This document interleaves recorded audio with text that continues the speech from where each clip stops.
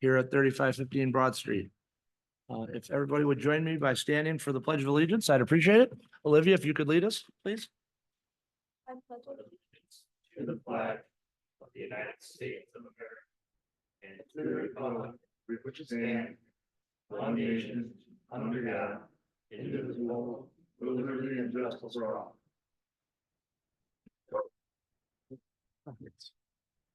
Thank you.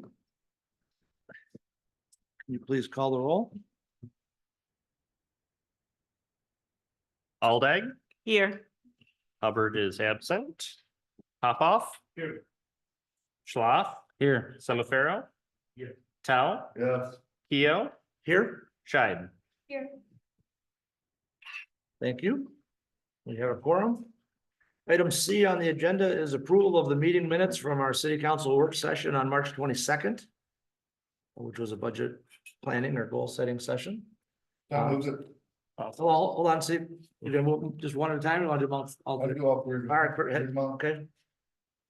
So you also moved then the regular council meeting from April 14th and our special meeting on April 16th where we did our city manager review. I move to approve the minutes number 1, 2, and 3. Okay, motion by Tell, second by Schlaf. Thank you both. Mr. Teller, are there any changes or recommended suggested changes? No, thank you. Dan, No, thank you. other council members? Nothing. Okay, please call the vote to approve the minutes. Semiphero. Yes. Hubbard, Popoff. Yes. Aldag, Yes. Schlaf. Yes. And Tao. Yeah.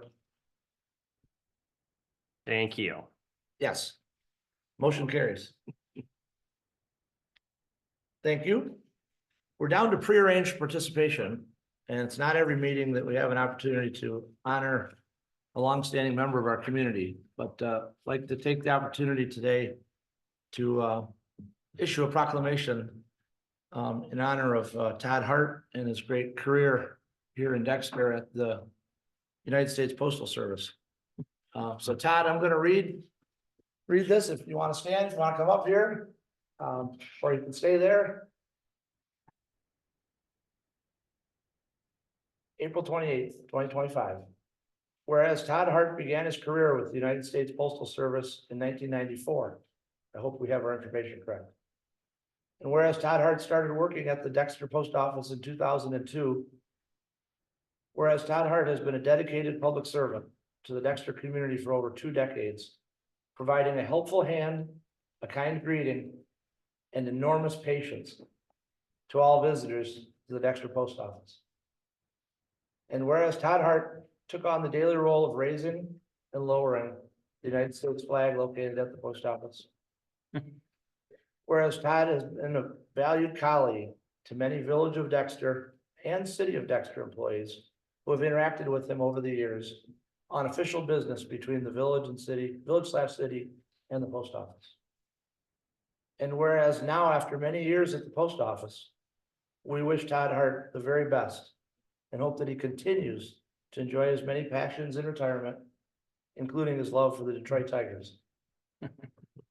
And now therefore be it resolved that the Dexter City Council does hereby proclaim its thanks and appreciation to Todd for his years of service to the citizens of Dexter through his work at the post office. Job well done, Todd. You will be missed.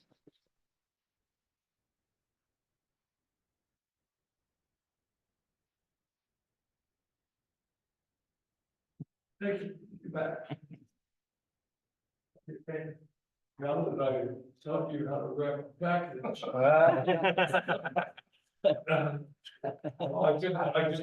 I can leave now.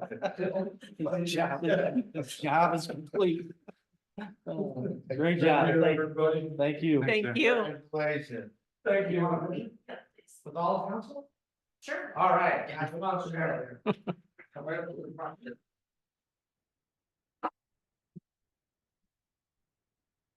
Where are we going?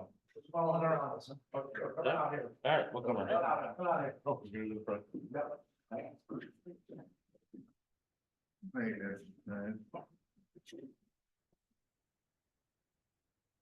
Peter, girl, what are you doing? Todd, you know, I usually don't get any pictures. Well, I appreciate that. Pardon? Oh, yeah. Do we switch together? Little bit, yeah. We're good? Squish together. a That little enormous patience was. bit. Love it. What do you think? Okay. Perfect. Great.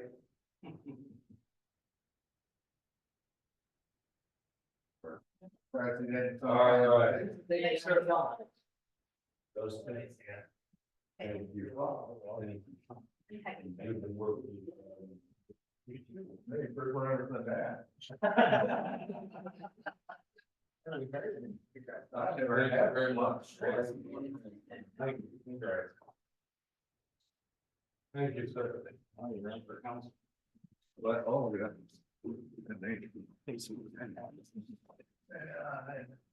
Thank you, everyone, for getting up and participating in the photo.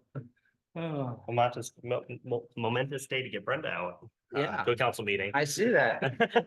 We'll see how long she stays. And that's. Yeah. Anxious that. All right, we are down to item E, which is non-arranged participation.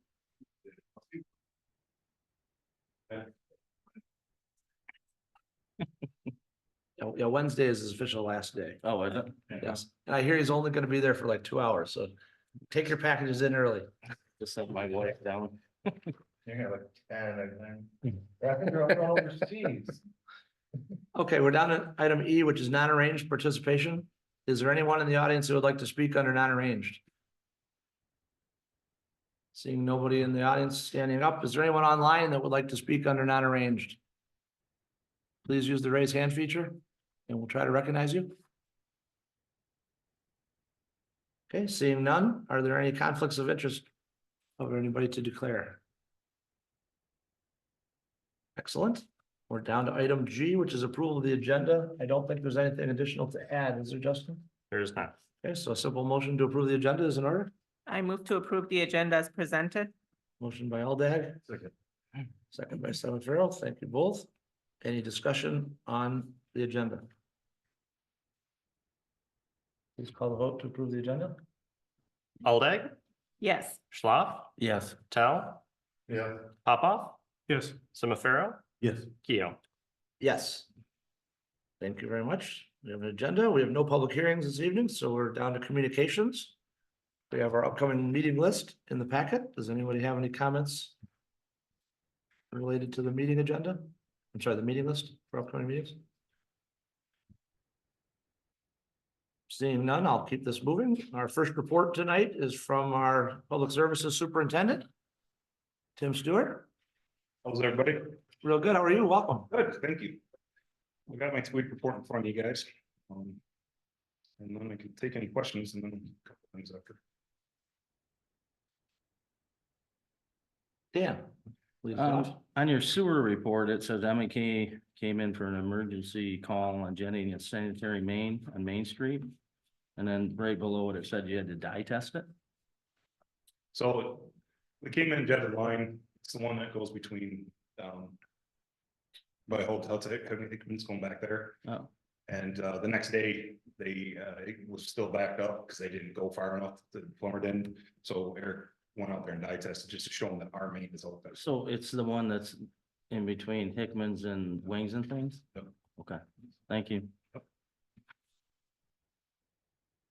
So now, Hello, good evening. We have been having some issues and I thought it was me, but I just learned that another Dexter Crossing resident also has an issue with power going out. It's 2 or 3 times a week, actually. It used to be like, and it lasts like maybe 2 seconds, but enough for everything to restart. And so it was for a while around 8 p.m. and now it's more around 4 o'clock that is happening.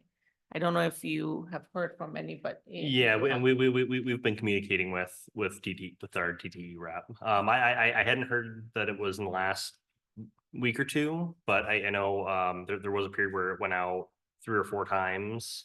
We thought that it was related to the pole that was struck at Dexter and Arbor in Carrington. Mhm. They've repaired that pole. It sounded like that happened about 2 weeks ago.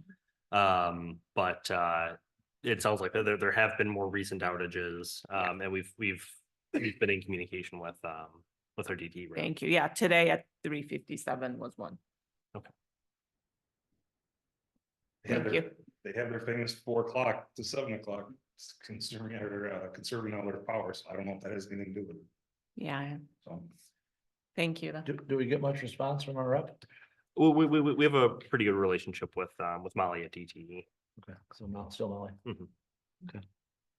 Yeah, does that affect our equipment or is it correlating with? We haven't. The seen- water we- tower we or had- anything? No, we haven't seen anything. We had, last week there was some, an issue, but no, but.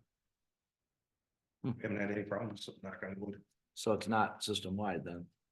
That's what you're saying. I think it's just. Get a lot of outages over there, and Yeah. we've talked to Molly about it. Molly's actually been great. I gotta tell you that. She's been fantastic. When I had the problems and she wasn't there, I was able to call Jamal, which is her like a man in person, and they took care of us really quick. So that's been nice. I think with all the tree trimming and stuff like this, it has helped out a lot. So. Yeah. But yeah, my power went out on Sunday for a couple hours and no reason at all, so. Yeah, this is very interesting. It's just literally maybe 2-3 seconds, just enough. There were a couple times that it lasted probably around 30 seconds because our generator came on and then went out, but mainly it's just like, actually yesterday, my husband missed it because he was just doing something and it was that fast, but still resets everything. Mhm. Mhm.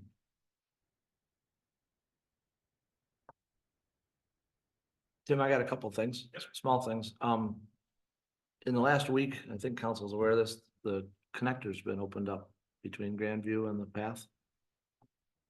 It got opened up Last Monday or Saturday, I thought it was, but they brought it in on Saturday, but it might have been Monday.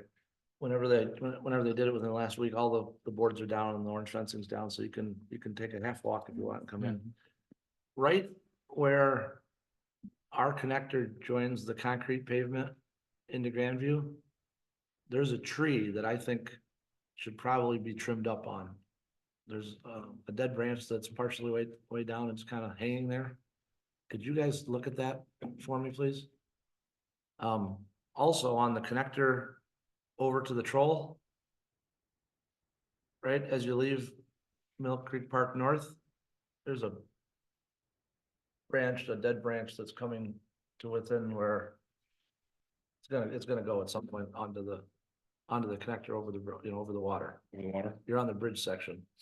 It's real obvious if you go there. If you could address those two, I'd appreciate it, or at least take a look at it. Yeah, I'll have the guy take a look at it, definitely. And then with the high waters, there's a lot of sticks that are building up underneath that thing. I gotta put a phone, I had a call in, and I called him after you had talked about it, Okay, and he was supposed to get back with me a price, and he never has. And I meant, last week I meant to call him and just got busy again, I forgot to. So. yeah, no problem. Well, obviously, as the waters go down, it'll be easier to fix. But there's quite a bit there. Right. I don't want anybody doing anything dangerous. But I can only imagine the pressure under big events, what that's adding to the, Mhm. the push on those things. Right. So, okay, it's kind of an annual thing, right? Mhm. Sit down. Sorry, another question. I was reminded. I saw that in Dexter Crossing, the sidewalks were marked for redoing some of the slabs. Do you have a timeline on that?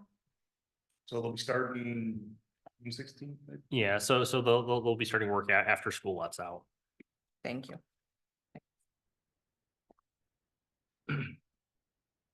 What's yours? Well, obviously, we've been sweeping the streets the best we can. We do have a problem with one of the brooms, but we're doing the best we can. Planning on getting water wells up Wednesday morning, day early, because it looks like there's some weather on Thursday. And then Alpine Street was gonna be, it's shut down now to the start of today. So for the next about month or so. The street sweeping is great. I mean, I noticed it right away in Westridge. And I wish it could be better, because to get into some of the nooks and crannies, you need that one. And we've been waiting about 3 weeks. trying to find the right part for it, so we'll get it. Thank you. Right. Dan, yeah, please.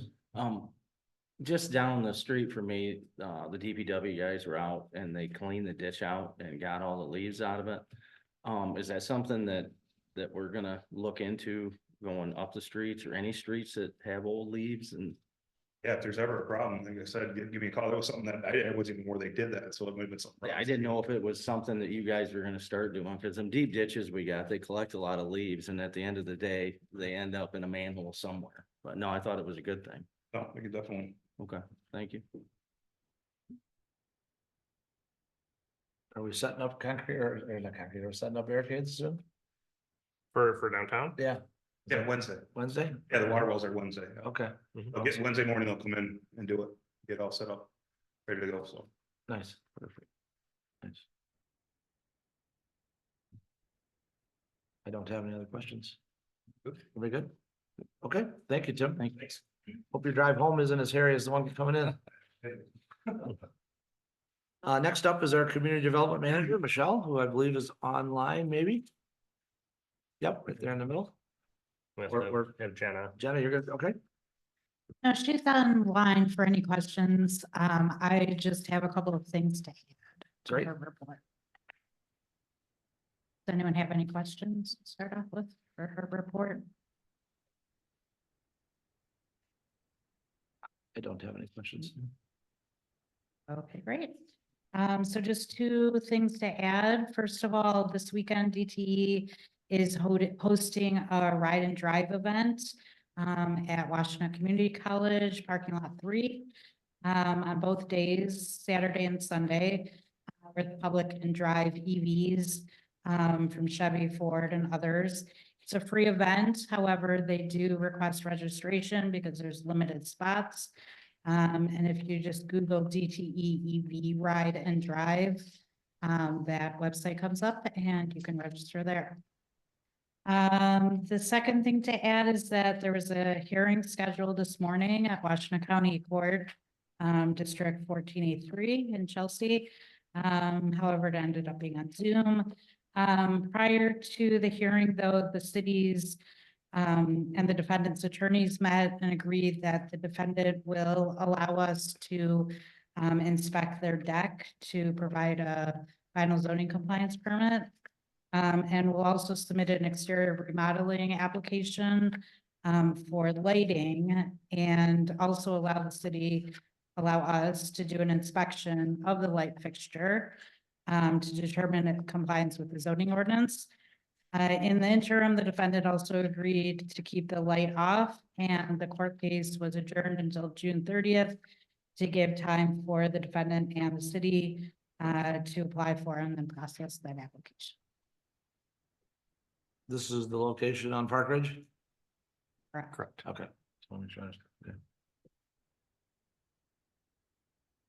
Thank you. Thank you for the updates, John. Absolutely. Okay, we'll move down. There's a sheriff report in the packet. Anybody have any comments or observations on the sheriff report? It's on page 43.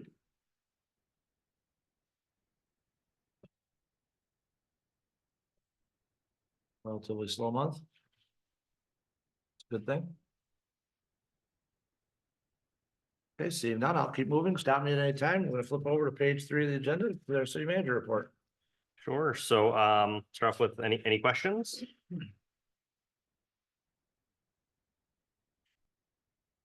Yeah, Are you gonna give an update on the meeting with the road commission? yeah, I can. Okay. Yep. Thank you. Let's sort of start with that. So Sean, Tim, myself, Marcus met with the Washington County Road Commission last week regarding the proposed roundabout project and the city's participation in it. We went through all what the road commission is thinking as far as the scope of work to take place at the roundabout and at our additional intersections. Essentially what the road commission has come back with is that the scope of work for all things not related to signalization at our 3 intersections They would contribute up to $400,000 and anything more would be city responsibility. We've asked OHM for a updated scope of work to take us through design for those intersections, which would mostly be flat work, level landings, domes for the ramps, those sorts of things. And then the road commission agreed that they would take on all things signalization, including the pedestrian signalization as well, and the push buttons. I think we're waiting on OHM to provide that scope of work, and we're gonna go from there. Overall, it was a really good meeting, and I think we'll be coming back to council with. Well, the other thing, they've agreed to, there's a draft agreement in the packet, which I'm not sure if everybody had a chance to read or not, but they've agreed to assign 25% of the grant amount, which is $400,000, to be applied towards all the signalization stuff that would be happening in the city. Anything above that 400,000 would be our cost. So what we've asked OHM to do is put together a comprehensive cost estimate of all the things that would happen at the 4 intersections, so we have an idea. Order of magnitude, is that 500,000, is it 600, is it 800, you know, so we would know what we would be over and above. And that's another actionable thing. We're not being asked to adopt that tonight. Correct.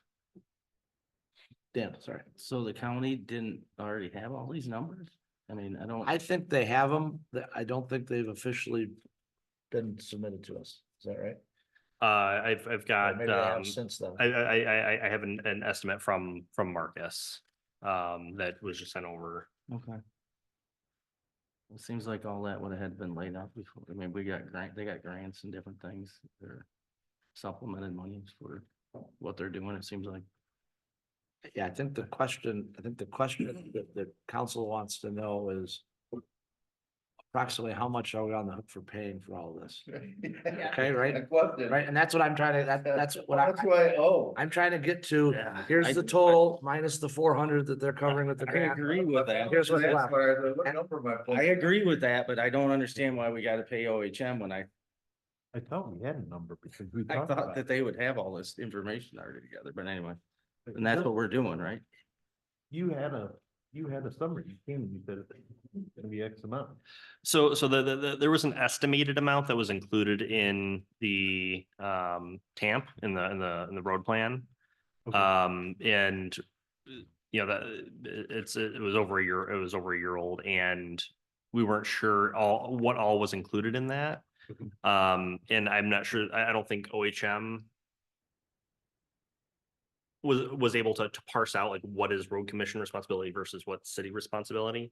And so coming out of that meeting, I think we all have a better understanding of responsibilities and what portion of that cost should be or is proposed to be assigned to the city. The other thing that was discussed from a timing perspective was that they wouldn't start the work or the closure until school was out next year. We're like a year away, you know, we're 12, 14 months away, however you want to look at it. And that if the city wanted to do any water main work at the roundabout, that we're asked to do that on our own contract ahead of them. They'll shut the intersection down. We go and do our work. But then our contractor doesn't have to clean up They don't or. have to clean. We get That's out, get out of the way. So we might, you know, and they even said we don't even have to haul off removals. If we had to take out some asphalt while they cross the road with water main, we just stockpile the asphalt and the contractor. That's quite a bit of money right there to close the road down and do all that. I didn't want to sound unappreciative. I appreciate you guys having the meeting. It sounds like we're heading. I think we're at least directionally starting to work together, and I joked at the meeting, I didn't know if Marcus was there representing the county or representing us. The reality is OHM is representing both, and I think they'll do a very good job of that. he was helpful at the meeting and, I think we're getting to a plan, but some of those details hadn't been covered, I don't think. So what's over the 400,000 that isn't covered in all the other? So we're gonna. Yeah, so that's what I mean, OHM are we is. just on the basic, or am I having fancy 12 valves Well, or is it just on that pad? well, Ray, Up to the standard. Ray, if you can picture any one of the crossings in downtown, Okay, okay, let's just think of Main and Broad, for example, just because of that one. In every direction that you would cross the street, there has to be a push button, right. there has to be a defined ramp with the truncated domes. You know what those are, those little Right. bumps. There has to be a level landing, and the push button has to be next to the level landing within 10 feet of where you enter the street. So there's 8 of those at 8 intersections, basically. Each At- corner, 2 ramps. At most of them. Yeah, some of our, 2 buttons. yeah, but you know, Main and Broad's a 3-legged intersection, so it's not quite 8. It's to be 6. Alpine too. Alpine is not, there's no push buttons at Alpine proposed, because there's no signal there, there's no stop control there. Other than their signs, okay. So the portion that we're primarily responsible is the concrete work. Mhm. But it's anything above the 400,000. And so if the, you know, we won't know what the amount is until they bid the project. No, What we're, we'll never get a what better we're, deal. but what we're trying to do is define it. Mhm. What Joe had suggested when I think Dan and Joe met was, you know, hey, this grant needs to be shared. So they're taking that seriously. They're saying a portion of the grant up 25%, which is a reasonable number, I think, and it's something anyway, right? Anyway, we're just trying to, I want to make sure we filled you guys in on what we talked about last Thursday with them. So what OHM is gonna provide back to us is what we have to do to be parked in line with the roundabout. To be in compliant with the signal upgrades that are gonna happen. And it has to be done with this project at this. Yeah. time. Yep. And, you know, we had already taken on the approval of Broad and Main, we'd already given that, so it's really just the other 3 that were, And then we're repaving too, right? yep. And that is that part of the county or is that OHM? and No, us? that's a separate deal that we're doing. So we do need to get this dialed in because that would be nice to have that work coordinate with asphalt. That's what we told them, yep. And then we're gonna do one large public meeting to talk about all this. The idea was to get a room at the schools, I think, right? Or maybe the library, Schools of the library, yeah. depending on availability. Well, you want to shut down Main Street? We did it with a bridge. But they want to let the project, I think they said in November. Mhm. Marcus, is that what they were targeting? So they want to have a public meeting, I think in August, right, of this year?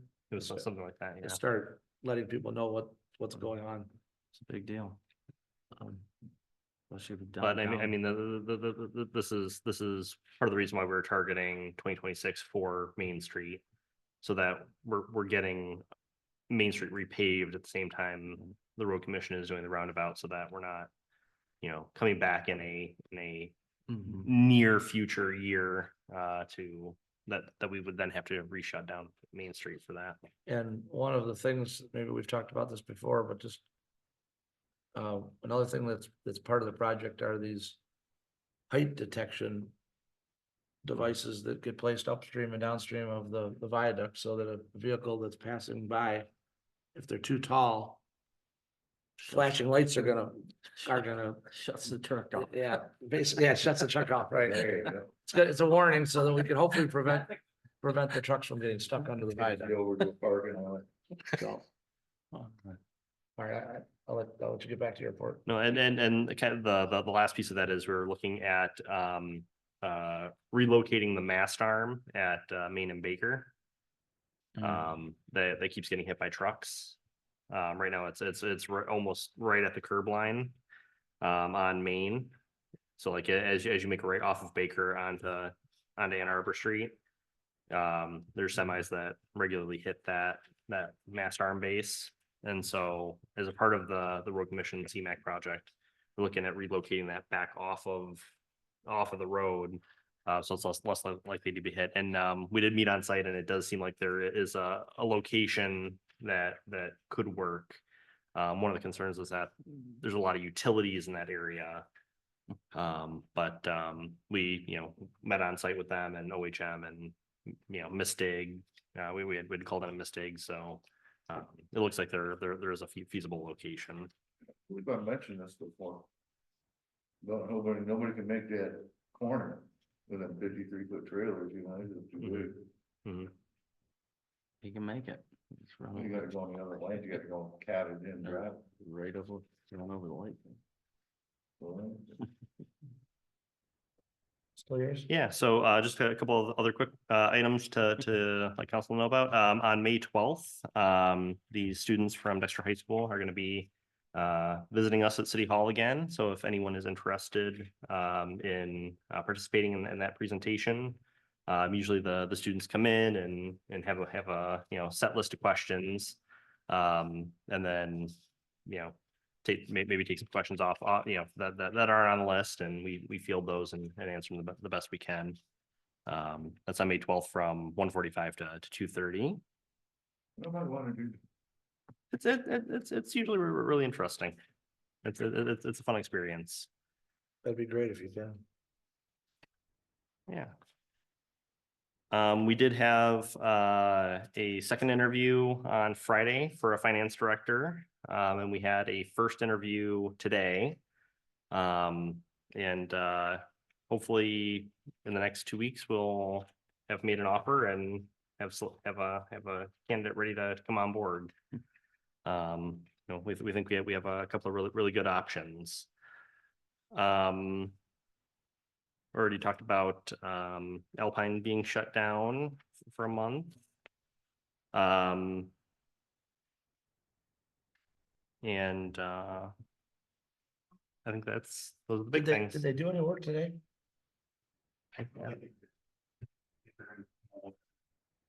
Yeah, is there DTE work? Do those guy wires?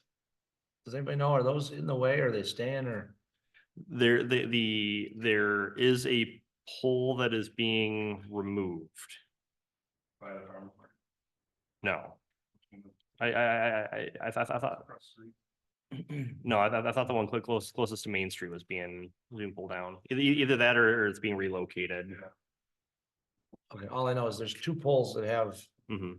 wires that go down into the, the Mhm. lower end area of the property. Yeah. Wondered, okay. Yeah, we actually had to redesign the parking in order to accommodate some of the guy wires. Dan? With that road being closed, I think we've lost at least 2 or 3 handicap parking spots.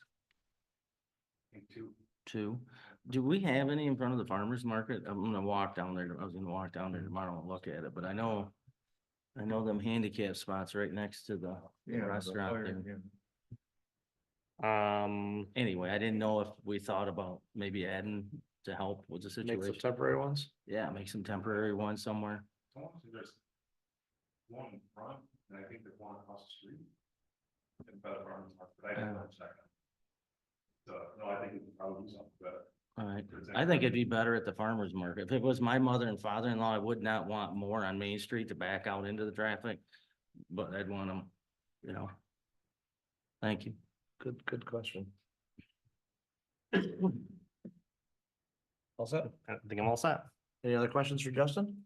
You gonna get rid of your updates to ongoing projects, or no, 4 ongoing projects, Seeing as how we're just gonna go to a newsletter now, is that my recollection? Those here, you wanna do a handbook reprint? Oh, yeah. So some of these will come off. I wasn't planning on removing all of them, but yeah, so some of them will come off. I'm helping you. Oh, I appreciate that. Hey, he's reading it. Good. Yeah, I can read everything. Okay, Joe? I just had one I don't know if it's a question, comment. In the bills and payrolls, we have dental reimbursements listed, Mhm. and it lists the people that they go to. Generally, at least where I work, that would be considered personal health information, then their name should be. Yeah. So, I don't know what it takes to do something like that, or some other agreement or something, but I think we can do that. Okay. Okay, good comment. Anything else for Justin? Okay, I included a written report in the packet.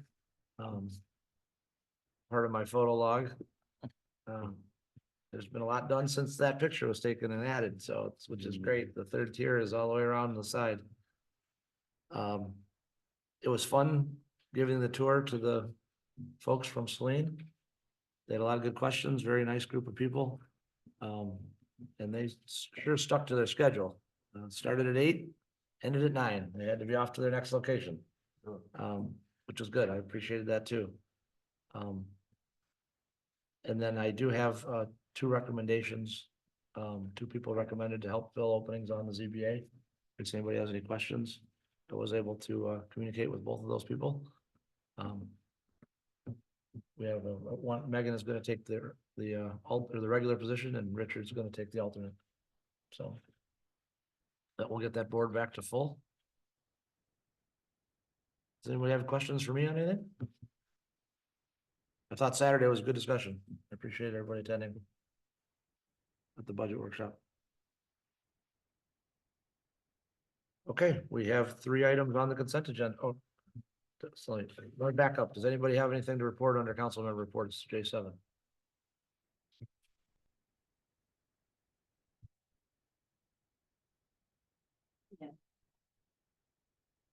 You do? We do. Okay. Just, thank you. Yesterday, Joe and I had our, town hall, from 3 to 4. We had, other than the 2 of us there, another 16 people that, attended. And the topic of conversation was, the packet that we had for the work session for Sloan Kingsley. So we had, residents from mainly Dexter Crossing neighborhood, but also, we had, a few, people from Scioto Township, and, Mr. Lutton also attended. We had good discussion. I felt, and there were a lot of good questions that we were able to answer, some, and others that we'll all get more information later. So that was the gist of it. Anything?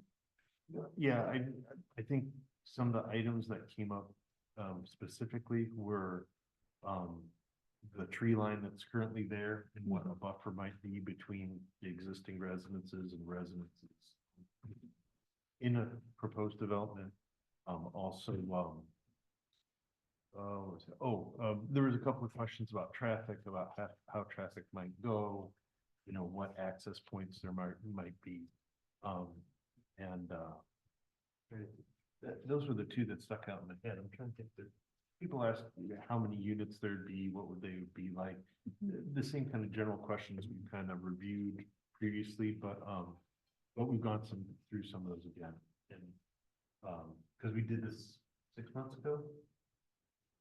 Yes, I want to say about that. It was maybe October, November, Yeah. around the same time that we had the previous full package from Mr. Lutton and the crew. That one was at the library, official? No, that one was also at Eradicate. Okay. Right, but yeah. And on that, generally, Joe and I do our town halls 4th Sunday of the month from 3 to 4 at Eradicate, except for this upcoming May, which will be the same as the Memorial Weekend, so we will not have that. And if I may also add that I had my first board meeting with Huron River Watershed Council.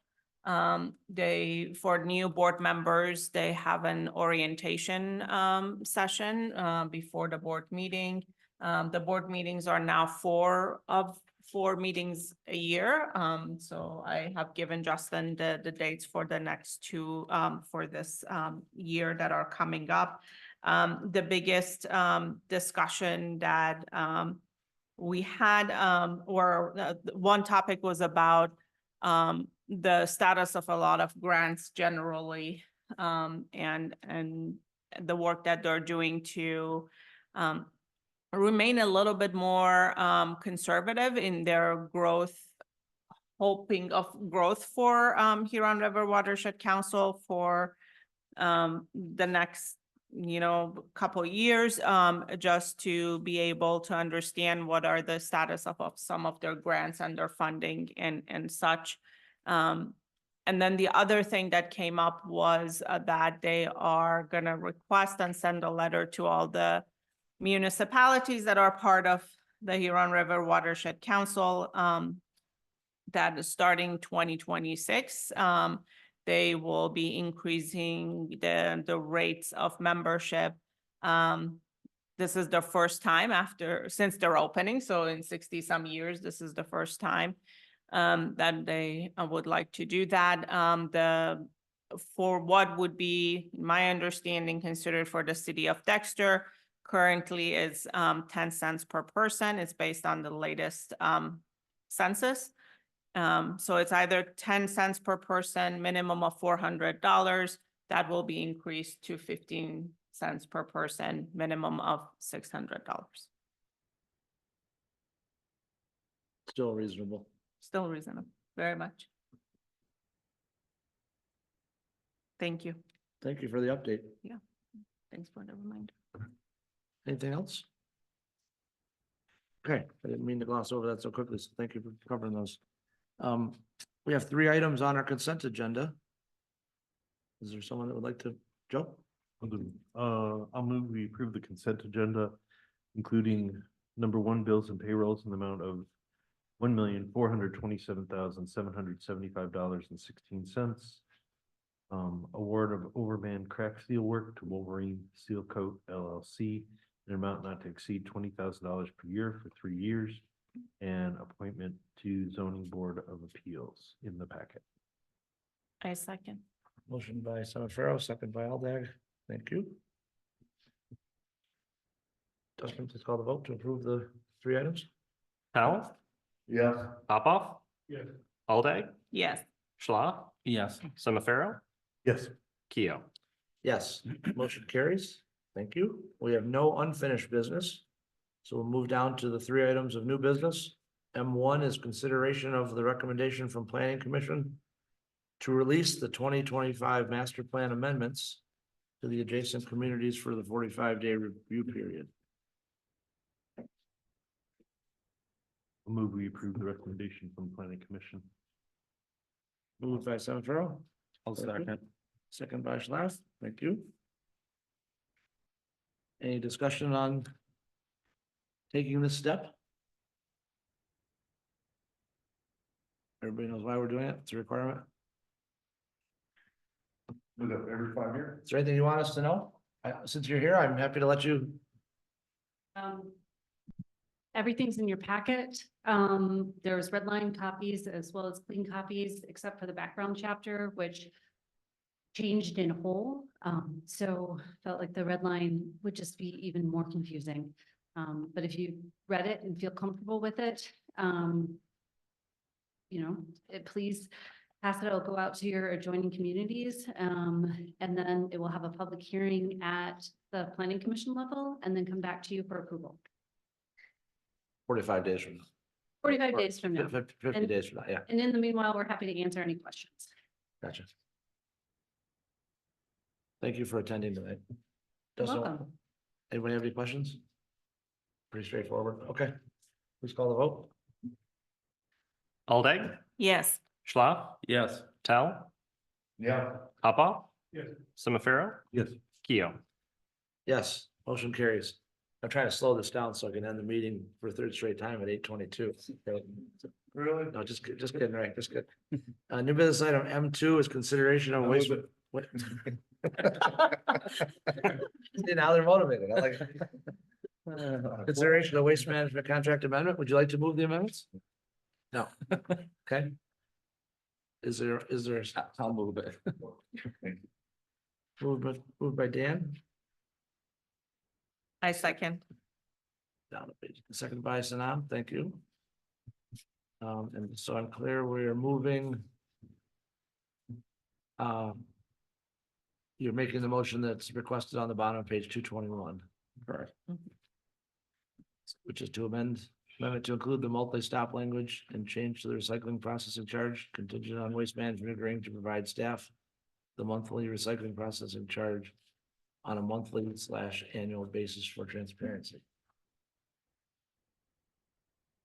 Yeah. Give it to them, I like it. It's good, it's good. Okay, any discussion? Do you want to give a little background? Sure. I know this is important. Was Chantel was online. Chantel is Okay. online. Okay, good. So just a little background, after city council approved the 5-year contract extension with Waste Management, that document was a pretty significant, overhaul in terms of language and, formatting. And, what we didn't realize is that, one section that had been included in previous sections, which is the multi-stop discount, did not get included. And essentially what that does is that if you have, I think, more than 6 or more dumpsters for one business in one location, Waste Management discounts the rates for servicing those dumpsters as multiple dumpsters in one stop, multi-stop discount. And because that got missed, there were a couple of businesses whose bills went up fairly significantly, and contacted us, and we worked with Chantel to get that section drafted for being re-added into the contract. When we reached out to Waste Management and Chantel, they were good with re-including it. But they also asked if we could look at the way the recycling processing also gets done. At one point, the recycling processing charge was broken out because it fluctuated so significantly that sometimes there were points where we would actually get reimbursed for Waste Management to take the recycling and be able to sell it as a commodity. It seemed like those days have long since passed. So now it's a one-way payment from us to Waste Management to essentially take the recycling and process it for other uses. We ran the numbers on the last couple of years for the recycling processing charge, and the rate that we're being given is in line or less than what it would equate out to running the numbers if we were to keep the monthly recycling processing charge the way it is. Essentially, it's a flat rate month over month that just gets baked into the overall bill. So is the flat rate higher than the actual rate? Or does it? Based on the numbers that we looked at, the flat rate would be lower than what we have been billed over the last couple of years. Chantel is nodding, so that's a good thing. You guys are in agreement? We'll give you more realistic. Do they adjust it at the end of the year for actual versus? It's actual month to month. So What is the flat rate? So I'm really just- so the way it has been done up until now is that if we had 35 tons of recycling that was hauled away over the last month, Waste Management does their internal calculations and determines that it's $70 per ton to process recycling. So they just multiply the number of tons times their cost to process it and bill us. Many, 5-10 years ago, it used to be a positive number. It used to be, they could make, $30 a ton off of selling the recycling. And then they would reimburse us that amount. Okay, That's not happening anymore. okay, so, So the way things are going now is that it's essentially now just going to be a flat rate that it's less than actual. is less than what it would be if we were to keep it the way it is. What page is that on? That is on page 229 of 286. Okay. Yeah.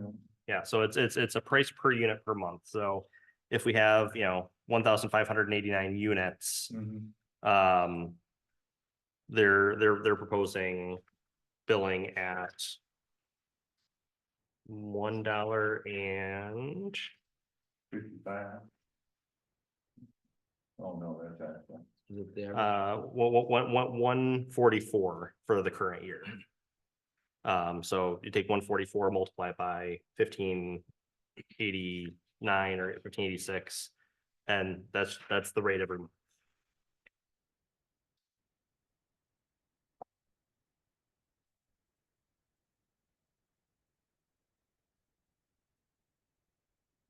Chantel, is there anything you'd like to say? Since you're good enough to join us?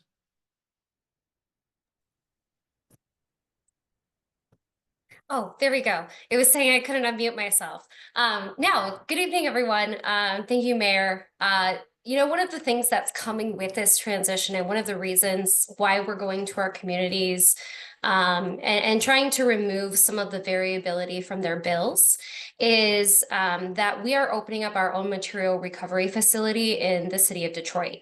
So with us opening our own material recovery facility, there's going to be a lot more ownership over the rates, over what we're doing with our material. Right now, we're utilizing third parties within the area, so we're taking on both the risk and the reward, so to speak, when we look at those that recycle processing.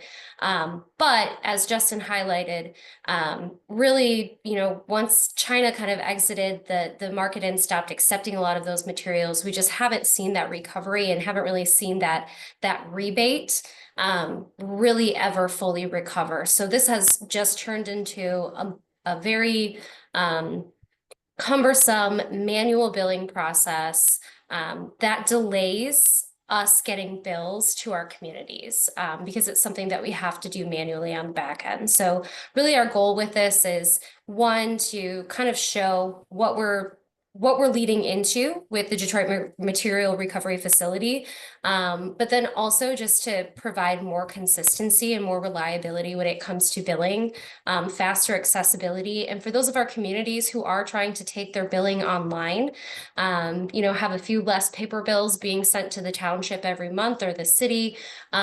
This is something where the moment these bills are made live on the MyWM portal, they'll be accessible. And that's typically within 72 hours of the first of every month.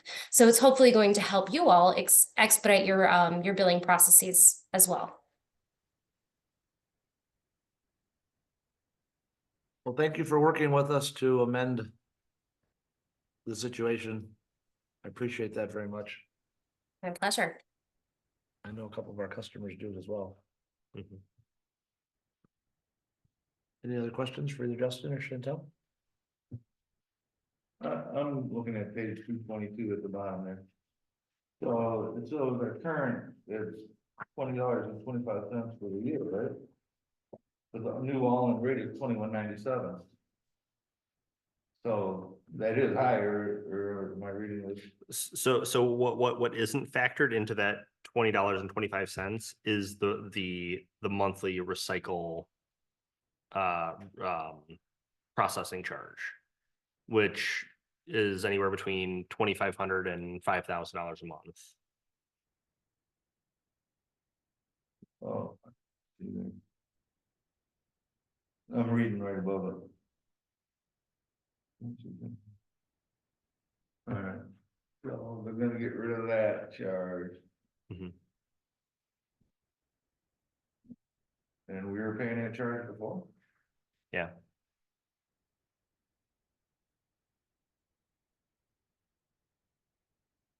But Yeah, our that- service was only 2025, but that charge is not in there.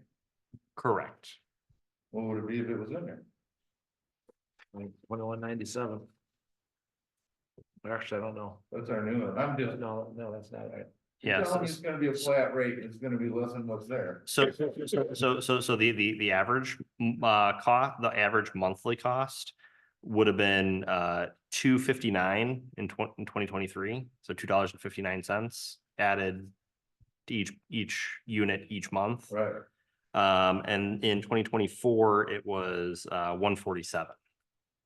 Oh, I see. And then so far in 2025, for the first 3 months, January, February, March, it would have been $1.59. But we're paying 144. But the flat rate is based on 144 Alright. for the current year, or for the I guess remainder of the Jerry current year. just put them in there for me, but. Or maybe it's a different formula that comes in somewhere else. Yeah, so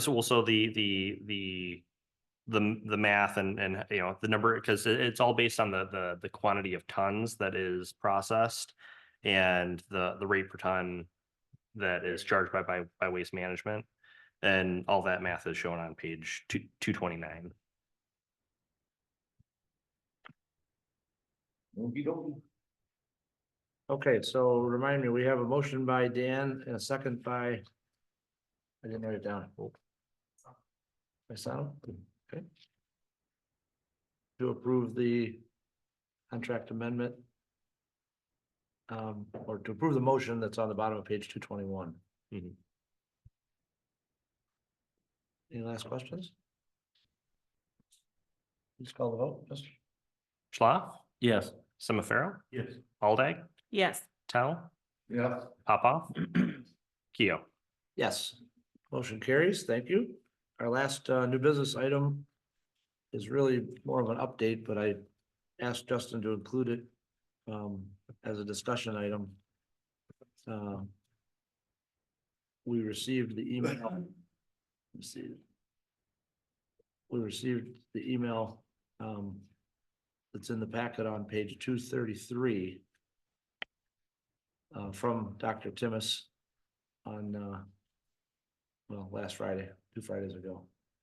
And I guess I just wanted everybody to be aware of what was said there, and the suggestion is that we conduct some type of traffic study along Dan Hoy.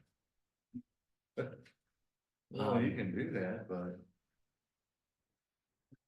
Is the study, was there a study? Well, there was one, yeah, there was a study done. That's one of the things that we can require the schools to do.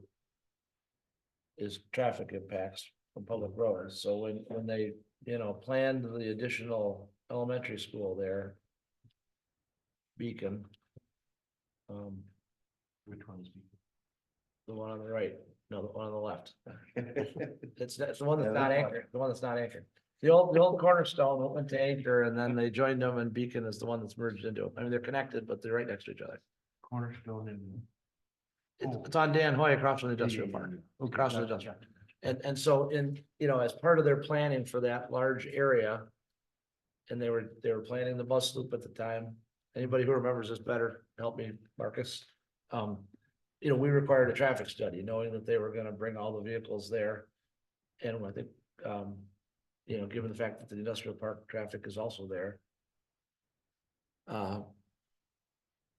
The change, though, that's occurred, what she's insinuating is that she has to bring her kids by vehicle now because there's no busing from the area that she currently lives.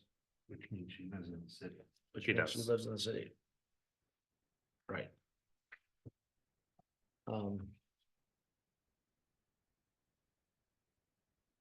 So again, I don't know what the answer to this is. I don't know if this is a one-time problem. You know, I haven't been, I don't have kids in the district. I'm not driving them over there. The only time I'm over there is when I'm walking on the weekends, and that's not when school's in session. But I wanted to make everybody aware of the concern, you know, do we want to take a look at this? Do we want to? And just to Go ahead. kind of along a little bit more recently, we did have OHM do a turn analysis at Dexter Ann Arbor and Dan Hoy. To see whether or not it might make sense to add a left-hand turn from Dexter Ann Arbor onto Dan Hoy and from Dexter Ann Arbor into Ryan. And there is a left-hand turn section there around that table. Light. dedicated left. Dedicated left turn light. And what spurred that? There was another complaint that came in about Not enough time for traffic to turn there. that and question of the safety of that turn. Because of not square. Because of the size of the intersection, the quantity of traffic. It's sometimes, if I may add, because that's the one I go through all the time. It's really hard for when driving towards town and somebody wants to turn left to Ryan, it's really hard for them between the cars to see if somebody's coming straight. And then it really leaves just a few seconds when the traffic is really backed up. And I have been seeing more traffic also coming from Dan Hoy to Dexter Ann Arbor Road, turning right to then go, because that's also when I leave the subdivision in the morning to drop my son off daycare, I have to turn left from Carrington to Dexter Ann Arbor. And just I have seen since the bus no bus zone, that just that traffic that is coming from left is a lot more than it used to be. Has the school considered staggering start times? I mean, I don't know how many, obviously, some, you just stated that there's additional traffic, correct, with no buses there. I don't have kids either. I've drove through there, but I couldn't tell the difference. I don't know. With no buses, that's had to have added quite a lot of more traffic. Do they have any idea how many more cars? Yeah, That's study of them in here, 400 or something. Yeah, but I don't That think. was- Everything's changed now. They didn't do a traffic study after they stopped. Oh, right. Yeah. It's tough. But there are other things that could be considered, like changing the internal circulation for the schools. You know, is it possible to do like a right-hand turn into the school only and right-hand turn out of the school only, or something like that? And I think those are all things that are to be discussed. Right? Oh, well, you know, that's the beauty of having a campus in town. Even with the no bus zone, there's still a million people dropping their kids off every day. It's always been like that. My kids went to school there every time, you know, but working across the street from there, having to leave that factory industrial park, we know, well, no, we get out at 2, but we know it, 10 to 3, you might have just stay till 3:30 or 4, because you're not gonna make a left. I always make a right, and then shoot down to the light. But the traffic is backed up from the traffic circle all the way to the driveway, and the same lane trying to make a left in. And it's just because of the sheer volume of people that are gonna go pick up their kids, and it starts early too. They're in there 10, 20, 30 minutes before they're even dismissed, and it'll clog up the roads. But it only happens twice a day. You can go by there at 11 at night, there ain't nobody on that road but you. 10 in the morning, there ain't nobody on the road but trucks. So I don't know if we can make something that's flexible, them only, is part of it been of their own design of their entrances. Part of it, they didn't plan for X amount of cars when they doubled the size of the school for. I don't believe their entrance is wide enough either. I can go on and on, but is any of that really gonna affect that? I mean, we already put in left turn lanes. Got deceleration lanes, Yep, all that was planned as a result of the study. correct? No, I'm with you.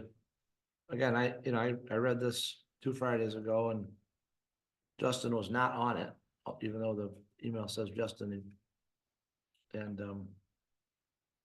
you can see Chris's thing. He said initially was gonna send it to Justin, but changed my mind to send it to you because you and I were involved in the roundabouts.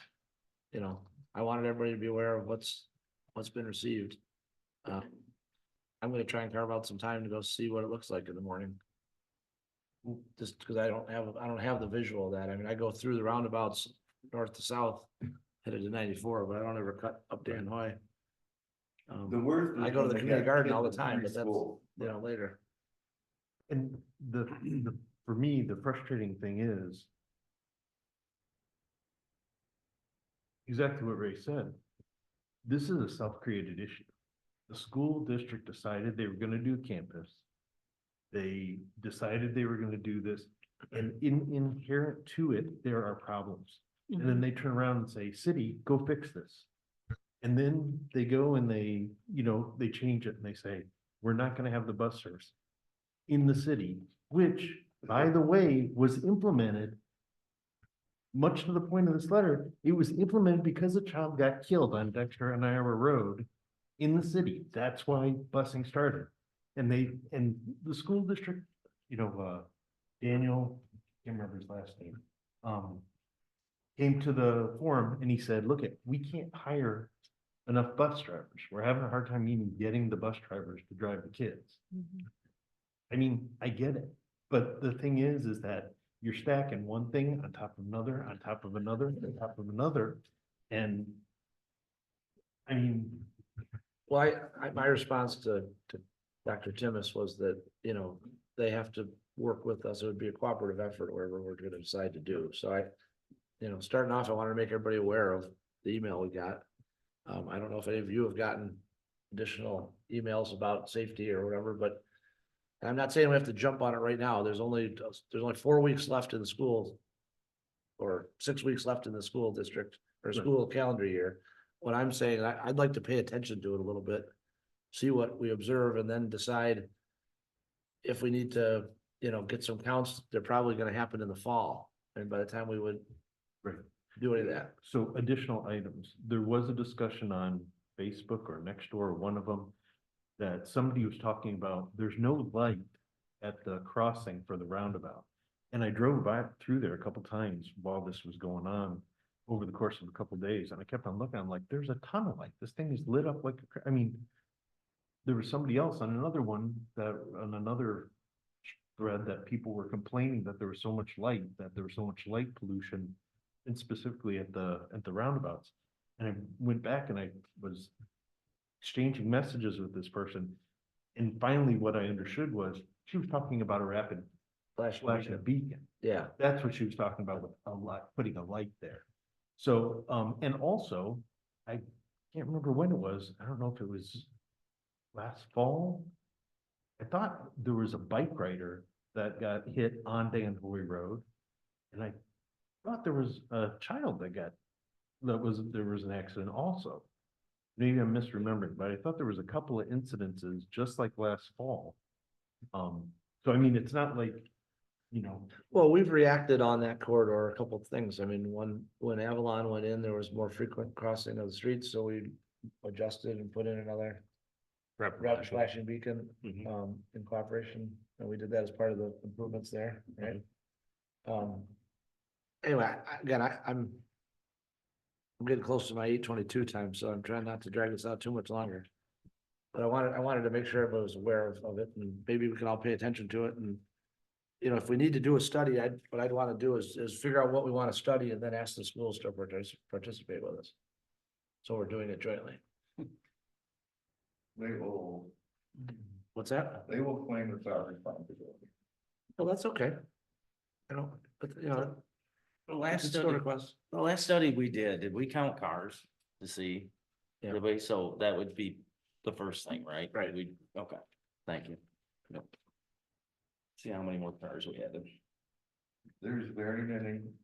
Hour and a half. I drove my wife to the doctor's appointment and I went down Mill Creek when they were right at the prime time and I was, holy, moly, it's a lot of traffic.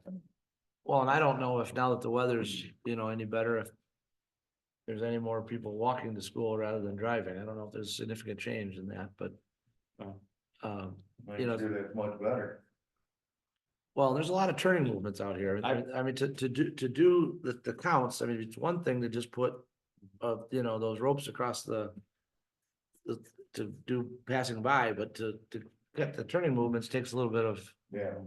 effort. Now, there's cameras and different ways to do that these days, but I think you'll be amazed at the just pure numbers. I would be interested if staff would ask OHM to just give us a ballpark idea of what normally you do traffic counts on like Tuesday, Wednesday, Thursdays. If you do them, because those are middle of the week. But it might be nice to know what the range of a turning movement count, just to get a baseline number of cars might be. Once again, though, that's only weekday. You do that same count at the same time on a Saturday.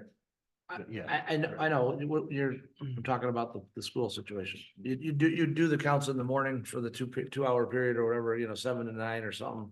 And then you do them again in the afternoon from whatever you said, 2 to 4, Oh, yeah, it's like 3 or o'clock. whatever. They could figure it out. Well, and maybe we do it at the same time during the summer and in either the spring or the fall. So you get a comparison of no school versus Right. school. Right.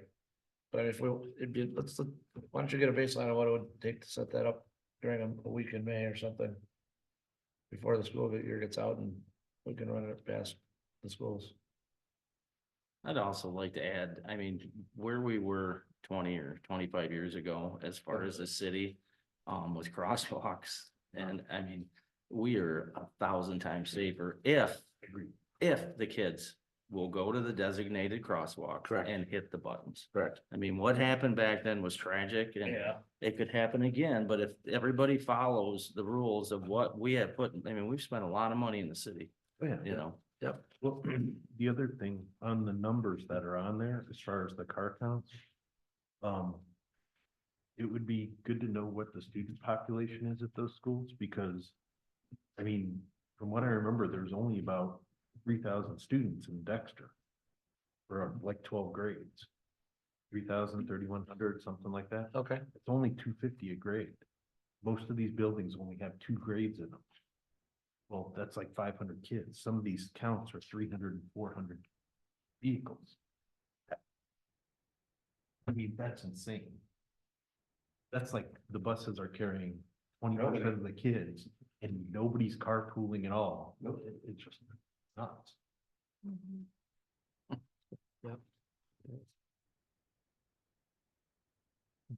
You could get on the bus in Westridge and come on over to the community garden and Well, yeah, so, I mean, literally, there's probably room. when I moved into Westridge, there was one bus that came for the early pickup, one for the late pickup. Right. The problem was the bus came out, it went into Westridge, picked up the kids, and then it went out to the township. And it was out there for 45 minutes Right. before it got back to school. So my kids that literally 15 minutes had to sit on a bus for 45 minutes in order to get there. Now in the afternoon, they followed the exact same route. They came out of the schools, they came into Westford, dropped the kids off, they were home 10, 15 minutes, not a big deal. So every single kid in Westridge got driven in the morning, and every single kid in Westridge rode the bus home in the evening. You know, sooner or later, if you're running the school district, you're running the buses, you gotta figure these things out. It's not rocket science. And now, 2 buses come to Westridge, they fill up. They literally have Westridge buses that come to Westridge, pick up kids, and they go back. That's dozens of cars that don't go to the school because they work it. And so, I don't know. I'm sure it's an extremely complicated thing. Like I said, Daniel Alabre said that they could not get drivers for the buses. So I understand, they are under a constraint, they are under a situation where, you know, they don't have a good solution. I get it. I don't know how to fix it though.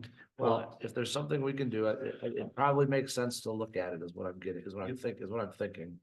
And, but let's get an estimate. Let's get an estimate and then kind of a preliminary scope of work and see where it falls. And I'm not, you know, like I say, I'm suggesting that maybe the schools would participate with us, so it's in their best interest to be able to talk about the safety too, so. They need like a car transportation of what they got for their buses or something. Well, and I think, I remember hearing that prior to them implementing the no bus zone, that they were talking to Wave about maybe Wave picking up some of the bus service.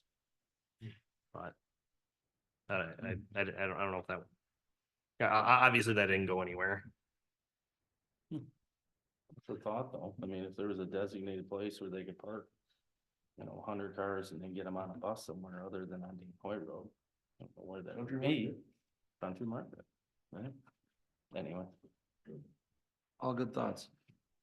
Okay, well, thank you for that discussion. I'm gonna move down to non-arranged participation. Is there anyone in the audience who would like to speak under non-arranged? I see a hand on our online. Jessica? Josh, can you make sure she can unmute herself?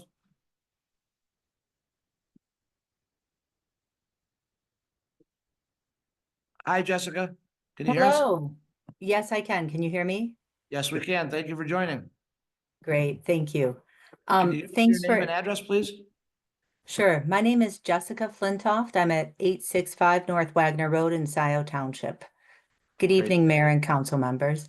I'm the elected clerk of Scioto Township, member of the Scioto Township Board of Trustees. Thank you all for your public service. I've had the chance to watch your working session and meeting tonight. And want to tell you it's a sincere pleasure to watch someone else's meeting instead of my own. Good, and you all do a good job, sincerely. I am here to comment on the city's deliberation tonight about Scioto Township, the prior work sessions item on the proposed Sloan Kingsley development, as well as the regular meeting item, M1, release of proposed amendments to the master plan. I appreciate that the city of Dexter is still gathering a whole bunch of information and studies to formulate your response to the May 17th, 2023 application from Baker Land Holdings to the city, asking that the city annex 45 acres of Scioto Township. I want to be clear, Scioto Township never asked to be annexed, but we have been open to hearing if there would be any benefit at all to Scioto Township if we were to agree to such annexation. To that end, over several months in 2023, each the city and the township appointed 3 reps to discuss if the proposed annexation request would further city goals and or township goals. Each side participated earnestly with open minds. I personally really enjoyed our meetings. Council members Aldag, Hubbard, Semifaro represented Dexter. The experience confirmed and affirmed for both sides that we need to do more cross-jurisdictional planning along our borders. That said, after several meetings, by November 2023, it was clear that the city of Dexter was still then undecided about its intentions. And we in Scioto found that the proposed annexation of 45 acres does not allow the township to meet our goals. Our goals for those parcels, which are open space preservation and pathways. For decades, as you know, this area has been slated by Scioto for preservation. So our position remains as it was in November 2023, when the Board of Trustees resolved that until a formal request for annexation of the property is received from the city, the Scioto Board took a pause in engaging in further conversations with the city regarding that application. As enjoyable as these meetings were, we found they weren't productive, and that the city of Dexter probably needs to first make its decision and then bring a proposal to Scioto. So I recognize that the city may not yet have made your decision, but it sounds like things are evolving. Based on the meetings tonight, I understand you may now be considering annexation not only for the purpose of expanding residential development, but also for adding a community well to support the city's existing residents within your current city boundaries. Groundwater is a vital, limited resource we as public servants vow to protect. The groundwater discussed tonight is currently the responsibility of SIO to protect. Please remember that SIO has prioritized this land for open space protection for decades. What the city heard tonight, it seems to me a greatly expanded vision of the annexation request that was initially submitted 2 years ago. I could be wrong. I'm just going based on what I heard and read. If the city finds itself now considering an annexation proposal that's significantly different than the one that was submitted 2 years ago, I ask that the city please formally inform SIO. I request the city communicate in writing what the current city position is on your desire to annex SIO Township to the SIO Township Board. I understand there may be nuances, footnotes, but ask that you put your current position to paper. If there have been significant changes to the proposal, I would like to hear that directly from you. And I, for one, would be open to reopening conversations if that is the case. So thank you for your consideration of my request and for taking my comment tonight. Thank you very much for participating. Appreciate it.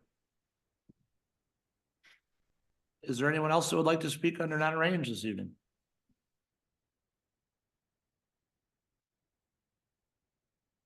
Okay, seeing none, we'll move to council comments. Olivia, I'll give you the first chance if you have anything to say. I do not have anything. Thank you. Joe? For the proclamation from tonight, if possible, could we send a copy of it to the postmaster? And also, good job on the crack sealing contract. Speaking as somebody who's tried to get crack sealing contracts for private communities, it's very good pricing based on what I've seen, so good job. Sana? Nothing tonight, thank you. Pablo? No. Mr. Tell? Yeah, no, thank you. Okay, Dan? No, thank you. Okay. Are there any items to add for future meetings? Oh, did you want to appoint a subcommittee? We'll do that at the next meeting. Or something like that.